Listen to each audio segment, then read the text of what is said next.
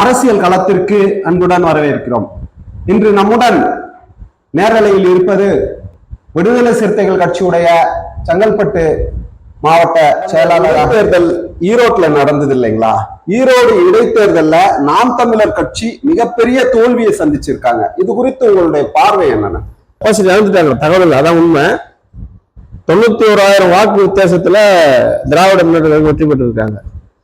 இரண்டே கட்சி போட்டியிட்ட அந்த தொகுதியிலேயே உங்களால் வெற்றி பெற முடியலன்னா, பிரபாகரன் கோடிக்கணக்கான மக்களுடைய தலைவராக இருக்கின்ற ஒரு தலைவர், தலைவனை முன்னிறுத்தி அரசியல் செய்து கொண்டிருக்கின்ற சீமான், அதற்கு பிரபாகரன் சொன்னாலும் நான் பெரியாரை ஏற்றுக்கொள்ள மாட்டேன் என்று சொல்வது என்பது சனாதன வாதிகளுக்கு துணை போகக்கூடிய, சனாதன சங்கிகளுக்கு துணை போகக்கூடிய ஒரு செயலாகத்தான் இதை நம்ம பார்க்க வேண்டும்.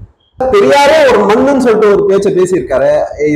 இது குறித்து உங்களுடைய அவர் மேல என்ன மதிப்பு வச்சிருக்கீங்க? என்னதான் இருக்கு? இந்த அளவுக்கும் சமூக நீதி இந்த மண்ணில் நிலைத்து நிற்கிறது என்று சொன்னால், நீங்கள் நானும் சமமாக அமர்ந்து பேசிக் கொண்டிருக்கிறோம் என்று சொன்னால், பெண்கள் சுதந்திரமாக வெளியே நடமாடுகிறார்கள் என்று சொன்னால் தான் அவரே மண் என்று சொல்வது சீமானின் ஆணவத்தின் உச்சமாகத்தான் இதை நாங்கள் பார்க்கின்றோம். எம்ஜிஆர் அவர்களுடைய புகைப்படத்தை நான் பார்த்திருக்கேன், பெரியாருடைய புகைப்படத்தை நான் பார்க்கவில்லைன்னு சொல்லிட்டு சீமான் சொல்றாரு. இது எந்த வகையில உங்களுடைய பார்வையில என்ன மாதிரி தோணுது? பிரபாகரன் வீட்டில் என்ன இருக்கிறது என்பதை எங்கள் தலைவர் சொன்னால் நாங்கள் ஏற்றுக்கொள்வோம்.